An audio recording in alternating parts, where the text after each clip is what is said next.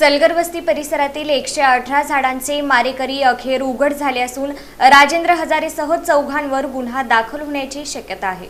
सलगर वस्ती परिसरातील तब्बल 118 झाडांच्या कत्तली प्रकरणी अखेर संबंधितांची नावे समोर आली असून या प्रकरणात राजेंद्र हजारे, आशा हजारे, शिवानंद यशवंत पाटील आणि अंकित शिवानंद पाटील यांच्यावर गुन्हा दाखल होण्याची शक्यता निर्माण झाली आहे। उपमहापौर ज्ञानेश्वरी देवकर यांच्या आक्रमक पाठपुराव्यामुळे प्रशासनालाही तातडीने हालचाली कराव्या लागल्या। संबंधित जागेवर रस्त्यालगत असलेल्या 118 झाडांची कत्तल झाल्याचं प्रकरण उघडकीस आल्यानंतर शहरात मोठी खळबळ उडाली होती। झाडे नेमकी कोणाच्या मालकीच्या जागेवर होती याचा शोध घेण्यासाठी महापालिका प्रशासनाला अनेक दिवस 7-12 उतार्यांची पडताळणी करावी लागली। अखेर 7-12वर राजेंद्र हजारे, आशा हजारे, शिवानंद यशवंत पाटील आणि अंकित शिवानंद पाटील यांची नावे असल्याचं स्पष्ट झालं। उपमहापौर ज्ञानेश्वरी देवकर यांनी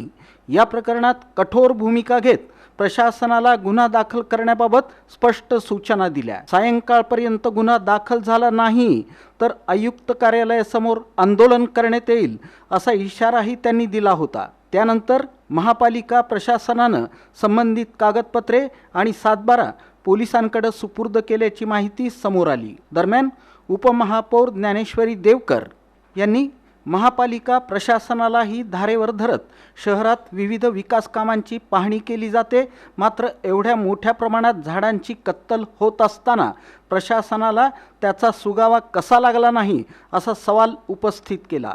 पर्यावरणप्रेमी नागरिकांमध्ये या घटनेबाबत तीव्र संताप व्यक्त होत असून दोषींवर कठोर कारवाई करून पर्यावरणाची हानी करणाऱ्यांना धडा शिकवावा अशी मागणी जोर धरू लागली आहे। आता या प्रकरणात पोलीस आणि महापालिका प्रशासन नेमकी कोणती भूमिका घेतात याकडे संपूर्ण शहराचं लक्ष लागलं आहे।